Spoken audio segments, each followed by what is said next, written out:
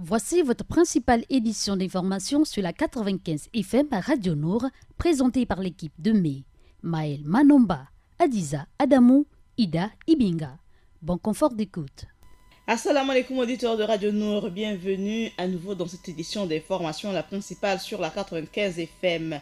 La journée mondiale du braille est célébrée depuis 2019 pour souligner l'importance du braille dans la pleine réalisation des droits fondamentaux des personnes aveugles et malvoyantes. Nous en parlons dans cette édition d'information.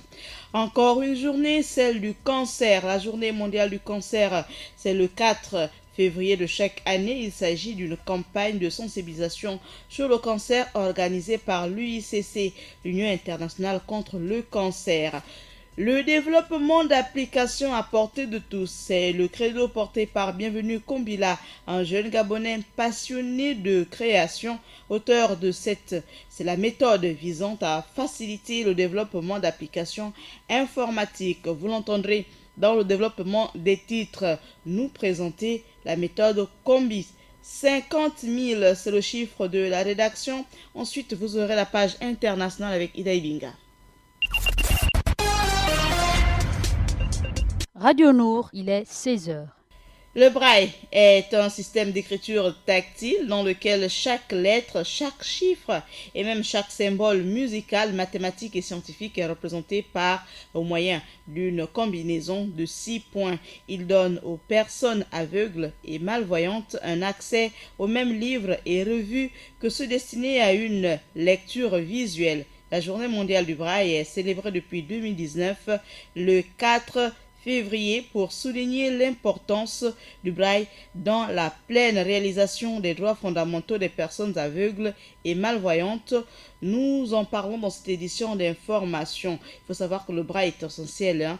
Et le braille est essentiel en termes d'accès à l'éducation, de liberté d'expression et d'opinion, ainsi qu'à l'inclusion sociale, comme le reflète l'article 2 de la Convention relative aux droits des personnes handicapées.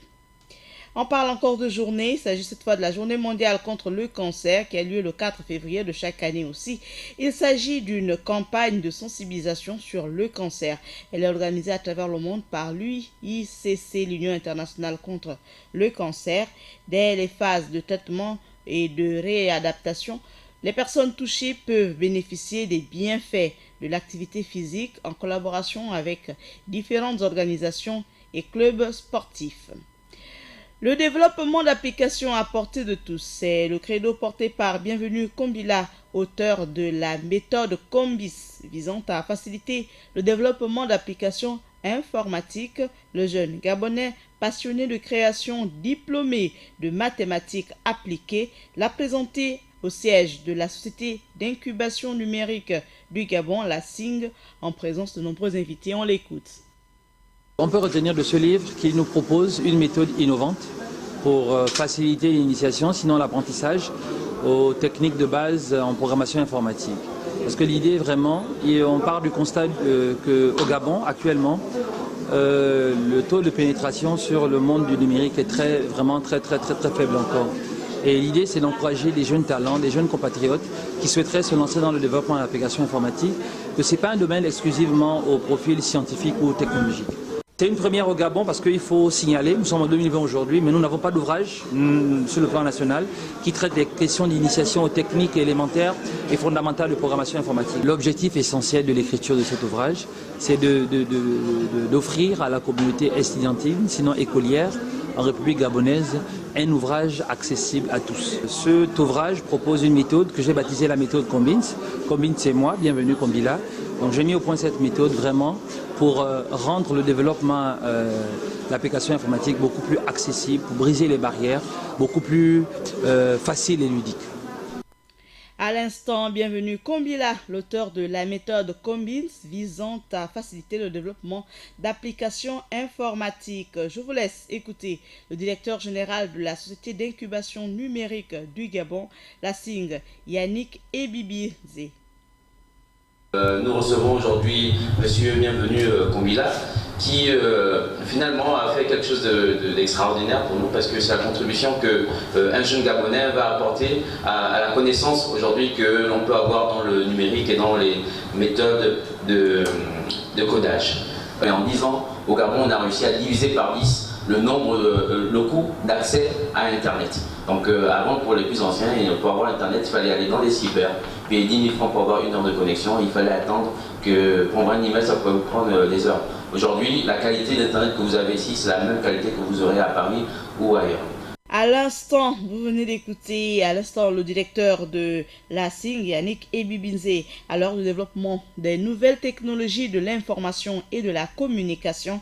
La méthode Combins entend inciter et permettre à toute personne désireuse de pouvoir se lancer dans le développement d'applications informatiques sans avoir nécessairement un profil scientifique ou technologique. Animé par le souci d'accompagner les experts du monde de la formation dans l'amélioration de la qualité des contenus, Bienvenue Kombila et son équipe, dont son plus proche collaborateur Lloyd Achille Olago Pekono. Le projet est porté par l'éditeur qui n'est autre que le studio d'ingénierie riche.com, l'imprimeur Getra Service et le distributeur la Maison du Livre Plus. 50 000, c'est le chiffre de la rédaction.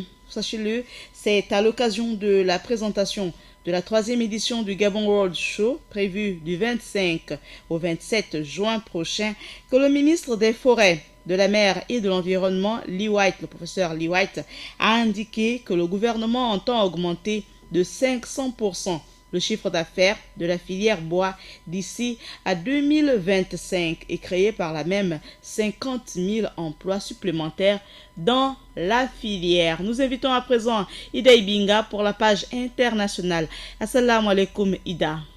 Wa alaikum salam Maël. Voici le sommaire de notre actualité internationale. D'abord au Kenya, la disparition de l'ancien président Daniel Arap Moi. On parle également des élections législatives reportées au 1er mars prochain en Guinée.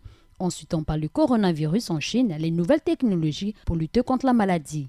Enfin, aux États-Unis, au Sénat, l'ultime appel des démocrates à destituer Donald Trump. Le développement des titres, c'est tout de suite. On déroule l'actualité internationale pour parler de la disparition de l'ancien président du Kenya, Daniel Arap Moi, qui a dirigé le pays de 1978 à 2002, est décédé à l'âge de 95 ans. A confirmé ce mardi le cabinet du président Kenyatta après une première annonce faite par la famille. Une longue présidence au bilan controversé, je cite, « Notre nation et notre continent ont été immensement bénis par le dévouement et le service du défunt qui a passé presque toute sa vie d'adulte au service du Kenya et de l'Afrique. » Fin des citations, dit un communiqué du président kenyan, Uhuru Kenyatta.